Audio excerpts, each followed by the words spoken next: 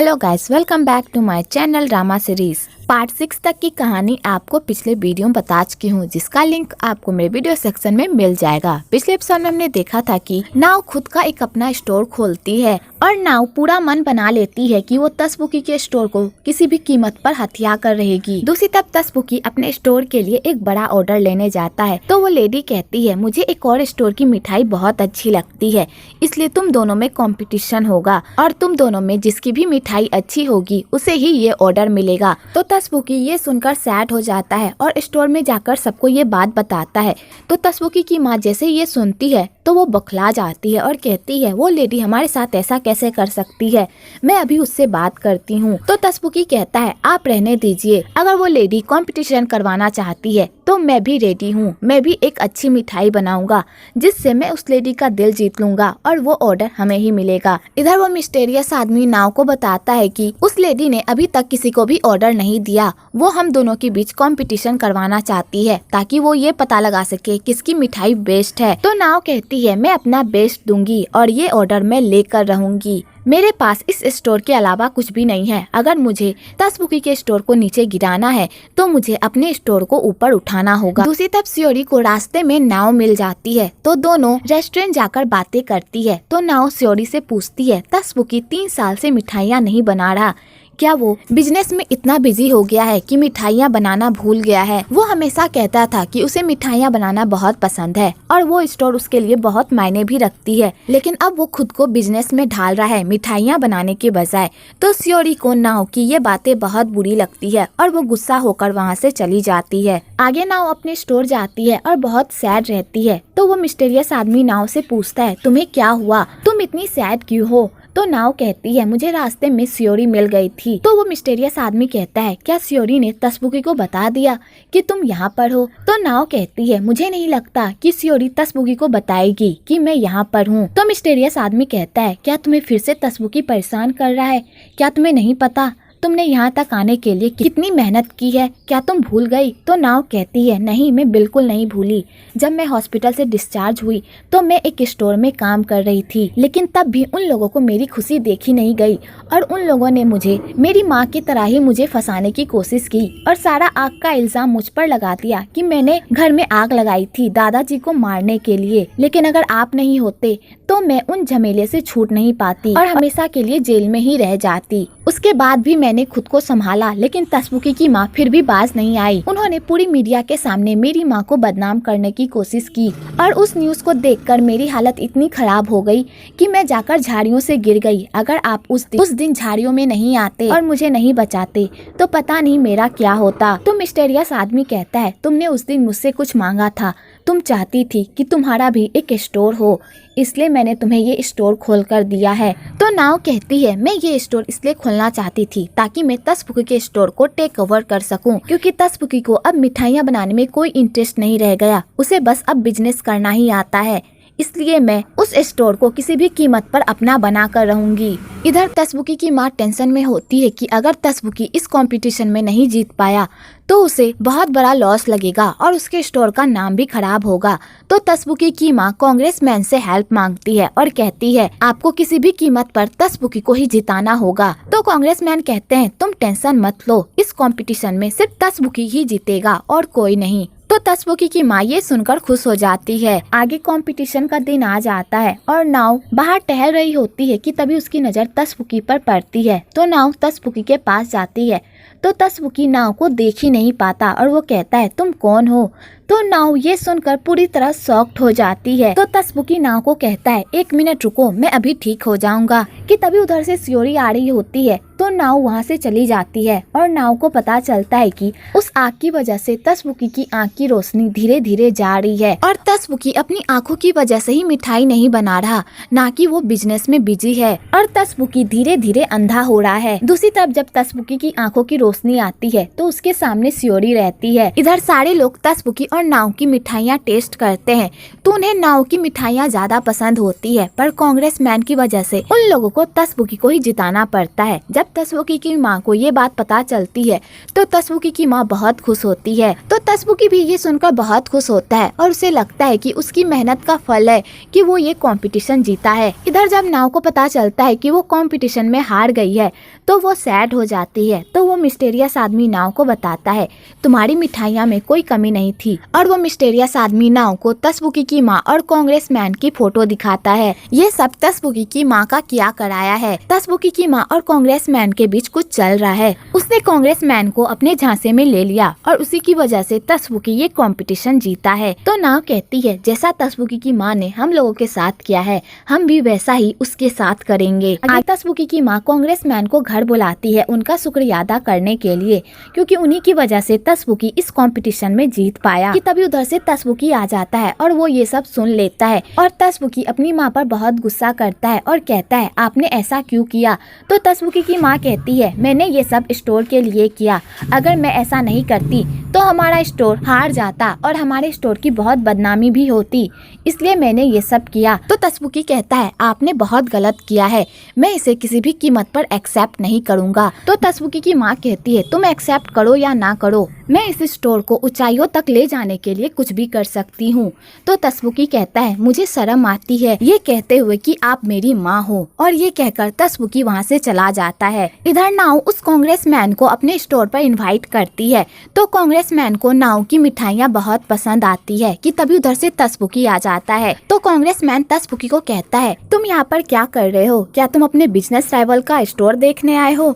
और ये कहकर कांग्रेसमैन वहाँ से चला जाता है। तो तसबुकी नाव को देखकर पूरी तरह शॉक्ड हो जाता है और नाव से पूछता है उस दिन आग लगने के बाद से तुम कहाँ गायब हो गई थी, मैंने तुम्हें कितना ढूंढा पर तुम मुझे कहीं नहीं मिली। तो नाव तसबुकी की बातों को अवॉइड करती है और उसके किसी भी क्वेश्चन का आंसर नहीं देती। तो तसबुकी फिर भी नाव से क्वेश्चन पूछता ही रहता है। तो नाव भी तंग आ जाती है। तो नाव कहती है क्या तुम भूल गए हो कि मैं कौन हूँ, मैं सकूरा हूँ, एक खूनी की बेटी। मैं तुम्हारे स्टोर इसलिए आई थी ताकि मैं अपनी माँ की बेगुनाही साबित कर सकूं, लेकिन तुम लोगों ने मेरे साथ क्या किया। कि तभी उधर से मिस्टीरियस आदमी की एंट्री होती है और मिस्टीरियस आदमी तसबुकी के सामने ये कहता है कि ये स्टोर हमारा है और हम दोनों रिलेशनशिप में हैं, अगर तुम्हें कुछ नहीं चाहिए तो तुम यहाँ से जा सकते हो। तो तसबुकी का ये सुनकर तो दिल ही टूट जाता है और तसबुकी अपना टूटा हुआ दिल लेकर वहाँ से चला जाता है। इधर वो मिस्टीरियस आदमी नाव को कहता है मैंने अपनी लाइन क्रॉस कर दी, उसके लिए मुझे माफ कर देना, लेकिन तसबुकी को सबक सिखाना जरूरी था। तो नाव कहती है मुझे पता है आपने कुछ भी जानबूझकर नहीं किया है, इसलिए आपको माफी मांगने की कोई जरूरत नहीं है। वेल मिस्टीरियस आदमी सच में नाव से प्यार करता है और वो उससे शादी भी करना चाहता है, लेकिन मिस्टीरियस आदमी ये बात नाव को नहीं बता सकता। अगर मिस्टीरियस आदमी ने अभी ये बात नाव को बता दी तो पता नहीं नाव का क्या रिएक्शन होगा। आगे मैगजीन में नाव के स्टोर और नाव की पिक छपती है तो कांगुस्तु के सारे शेफ और सियोरी भी नाव की मैगजीन में ये पिक देखते हैं तो वो लोग पूरी तरह शॉक्ड हो जाते हैं कि ये स्टोर नाव का है। कि तभी उधर से तसबुकी की माँ की एंट्री होती है और तसबुकी की माँ भी नाव की पिक देख लेती है और उन्हें भी पता चल जाता है कि वो स्टोर नाव का है। तो तसबुकी की माँ ये देखकर पूरी तरह शॉक्ड हो जाती है और तसबुकी के पास जाती है और उससे पूछती है तुम्हें ये बात पता थी ना, जिस स्टोर से तुम्हारा कंपटीशन हुआ था वो स्टोर नाव का था।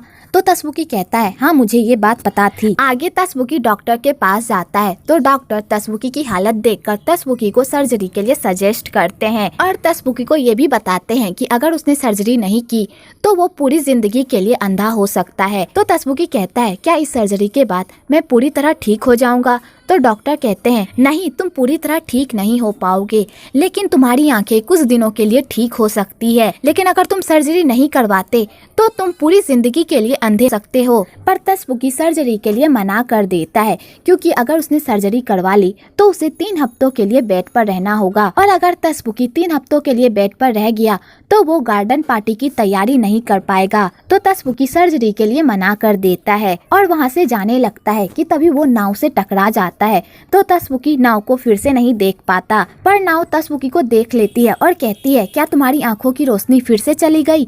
तो तसबुकी ये सुनकर पूरी तरह शॉक्ड हो जाता है कि आखिरकार नाव को कैसे पता चला। आगे सियोरी तसबुकी को पटाने की बहुत कोशिश करती है, पर तसबुकी सियोरी पर ध्यान ही नहीं देता और ज़ॉम्बी ये सब देख लेता है। तो ज़ॉम्बी सियोरी को समझाता है तुम कितनी भी कोशिश कर लो तसबुकी को पटाने की, वो तुम्हें भाव नहीं देगा, क्योंकि तसबुकी के दिल में अभी भी नाव बसी हुई है और वो नाव से ही प्यार करता है, इसलिए तुम उसका पीछा छोड़ दो और अपनी लाइफ आराम से जियो। तो सियोरी को नाव से बहुत जलन होती है और सियोरी गिव अप करने का नाम ही नहीं लेती और वो डिसाइड कर लेती है कि वो तसबुकी को किसी भी कीमत पर पाकर रहेगी। और सियोरी तसबुकी को पाने के लिए एक चाल चलती है और सियोरी तसबुकी की माँ को बता देती है कि वो माँ बनने वाली है, वो भी तसबुकी के बच्चे की।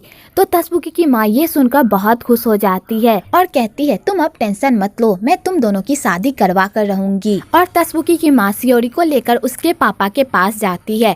तो सियोरी के पापा सियोरी से अच्छे से बात नहीं करते, पर सियोरी की बहनें और उसकी माँ उससे अच्छे से बात करती है और कहती है अब तुम माँ बनने वाली हो, तुम्हें अब अपना ख्याल ज्यादा रखना होगा, ठीक है। तो सियोरी के पापा को भी सियोरी पर दया आ जाती है और वो कहती है जब तुम्हारा बच्चा इस दुनिया में आ जाएगा तो अपने बच्चे को लेकर इधर जरूर आना। तो सियोरी ये देखकर बहुत खुश होती है कि उसके पापा का भी दिल पिघल रहा है और वो उसे माफ कर रहे हैं। पर सियोरी को बुरा भी लगता है कि वो सबसे झूठ बोल रही है कि वो प्रेग्नेंट है और अगर ये बात किसी को पता चल गई तो पता नहीं वो लोग उसके साथ क्या करेंगे। आगे नाओ तसबुकी को कहती है तुम्हें सर्जरी करवा लेनी चाहिए। तो तसबुकी कहता है अगर मैं सर्जरी करवा लूंगा तो गार्डन पार्टी की तैयारी नहीं कर पाऊंगा। तो नाओ कहती है क्या तुम्हें अपनी आंखों से ज्यादा गार्डन पार्टी की पड़ी हुई है, अगर तुम्हारी आंखों को कुछ हो जाता है तो तुम पूरी जिंदगी नहीं देख पाओगे। तो तसबुकी कहता है किसे परवाह है, अगर मुझे कुछ हो भी जाता है और उस गार्डन पार्टी में बहुत सारे लीडर्स आएंगे और बड़े बड़े लोग भी आएंगे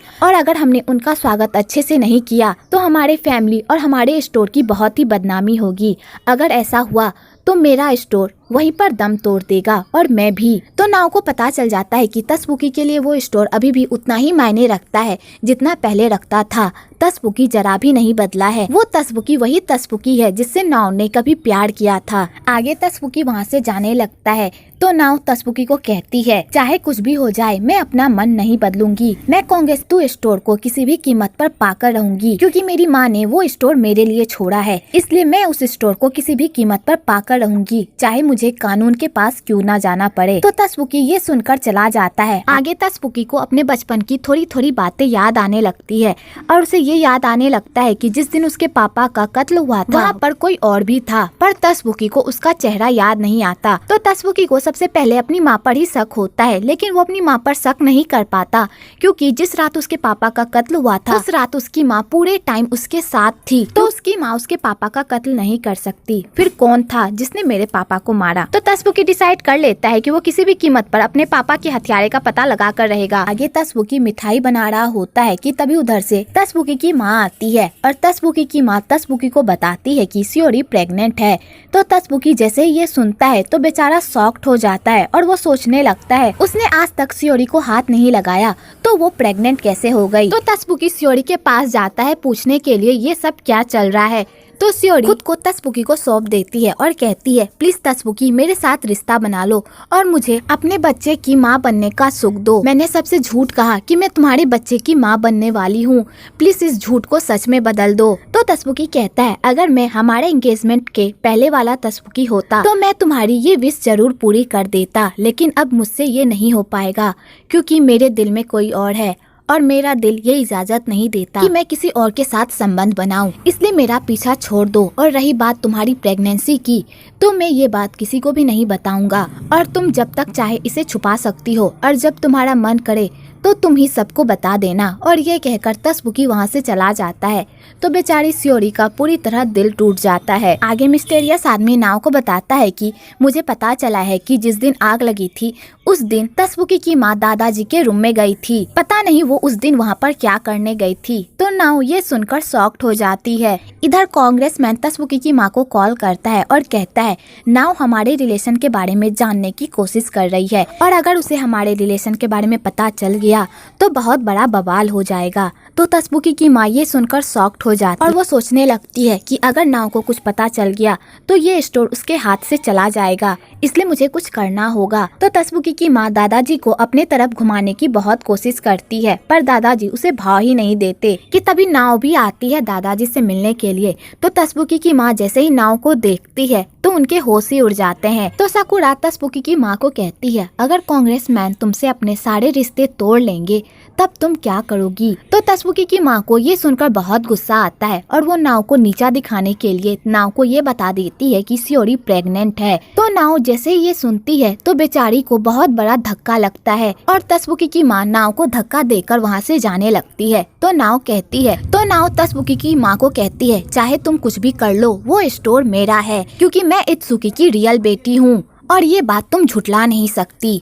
तो तसबुकी की माँ ये सुनकर शॉक्ड हो जाती है और दादाजी भी ये सुन लेते हैं, पर वो कोई रिएक्ट नहीं करते। आगे तसबुकी की माँ दादाजी को डिस्चार्ज करके घर लेकर आ जाती है। तो तसबुकी अपनी माँ से पूछता है, आपने दादाजी को डिस्चार्ज क्यों करवाया। तो तसबुकी की माँ कहती है, क्योंकि हॉस्पिटल में दादाजी की अच्छे से देखभाल नहीं हो पाती, इसलिए मैं इन्हें घर ले आई इनका अच्छे से देखभाल करने के लिए। तो तसबुकी कहता है, आपको दादाजी की कब से इतनी फिक्र होने लगी। तो तसबुकी की माँ कहती है, क्या तुम अपनी माँ को इतना बुरा समझते हो, तुम्हारी माँ के अंदर भी दिल है और मुझे भी दया आती है। और ये कहकर तसबुकी की माँ दादाजी को लेकर वहाँ से चली जाती है। आगे नाव दादाजी से मिलने के लिए तसबुकी के स्टोर आती है। तो वहाँ पर नाव की मुलाकात सियोरी से होती है। तो नाव सियोरी को बता देती है कि तसबुकी की आंखों में प्रॉब्लम है, अगर उसने सर्जरी नहीं करवाई तो वो अंधा हो सकता है। और नाव सियोरी को कहती है, प्लीज जाकर तसबुकी को मनाओ कि वो अपना सर्जरी करवा ले, वो तुम्हारी बात जरूर मानेगा।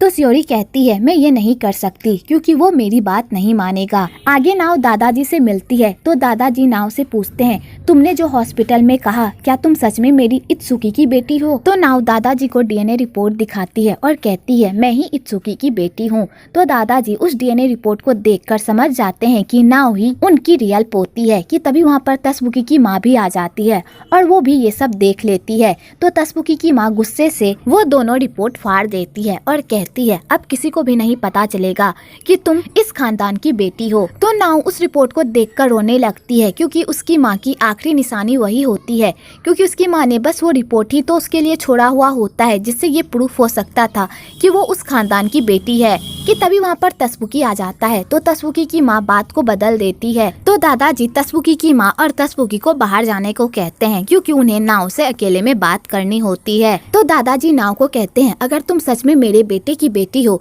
तो मुझे मिठाई बनाकर खिलाओ ताकि मैं उसके टेस्ट से पता लगा सकूं कि तुम सच में मेरे बेटे की बेटी हो। आगे नाव दादाजी को मिठाई खिलाती है। तो दादाजी उस मिठाई को खाते हैं तो उन्हें पता चल जाता है कि ये वही लड़की है जिसने बचपन में वो मिठाई बनाई थी, जिसे खाकर दादाजी का दिल खुश हो गया था। दूसरी तरफ तसबुकी अपनी माँ से पूछता है, मेरे रियल फादर कौन है, आप जानती है ना, क्या उस इंसान ने तो नहीं मेरे पापा को मारा आपके कहने पर। तो तसबुकी की माँ ये सुनकर शॉक्ड हो जाती है और तसबुकी को कोई रिप्लाई नहीं देती। आगे दादाजी नाव और तसबुकी को दोनों को पास में बुलाते हैं और कहते हैं, मुझे पता है तुम दोनों इस स्टोर के लिए लड़ रहे हो, लेकिन मैं ये स्टोर उसी को दूंगा जो इस स्टोर को चलाने के लायक होगा। इसलिए तुम दोनों एक प्रतियोगिता के लिए तैयार हो जाओ और अपनी बेस्ट मिठाई बनाओ और जिसकी भी मिठाई सबसे बेस्ट होगी वही इस स्टोर का मालिक होगा, ना कि वो जो इस खानदान का असली खून है। तो और यहीं पर पार्ट 7 खत्म होता है। अगर आपको ये वीडियो अच्छी लगी हो तो एक लाइक जरूर करें और मेरे चैनल को सब्सक्राइब करना तो बिल्कुल ना भूलें।